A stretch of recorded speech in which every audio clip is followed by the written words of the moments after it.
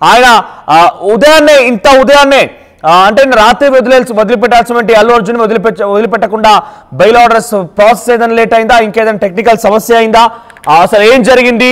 అల్లు అర్జున్ రాత్రంతా చెంచల్గూడ జైల్లోనే ఉంచారు పోలీసులు.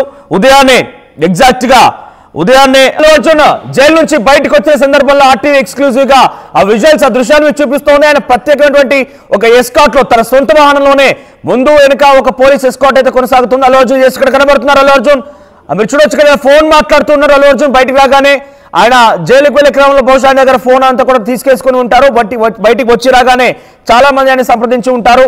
అక్కడ మెగా స్టార్ కానివ్వండి, లేదంటే పవన్ కళ్యాణ్, నాగబాబు గారు కూడా అల్లు అర్జున్ కి సపోర్ట్ గా నిలిచారు. అంతా కూడా అల్లు అర్జున్ నివాసానికి చేరుకున్నారు. నిన్న హుటాహుటిన ప్రభుత్వ కార్యక్రమాన్ని కూడా ముగించేసుకొని మధ్యలోనే బ్రేక్ చేసుకొని పవన్ కళ్యాణ్ కూడా హైదరాబాద్ బయలుదేరిపోయారు. వీరంతా కూడా అల్లు అర్జున్ కోసం చాలా ప్రయత్నాలు చేశారు బయటికి తీసుకోవడం కోసం. అటు కోర్టు వాదనలు కూడా ఉత్కంఠభరితంగా, నరాలు తెగే ఉత్కంఠ ఏ రకంగా అయితే ప్రత్యేకంగా అల్లు అర్జున్ అభిమానులు కానివ్వండి, చూసేటువంటి వ్యూవర్స్ లో కలిగిందో అంతకు మించి ఏకంగా కుటుంబ సభ్యులే కాబట్టి వాళ్ళలో ఎటువంటి టెన్షన్ ఉంటుందో ఒకసారి భావించండి.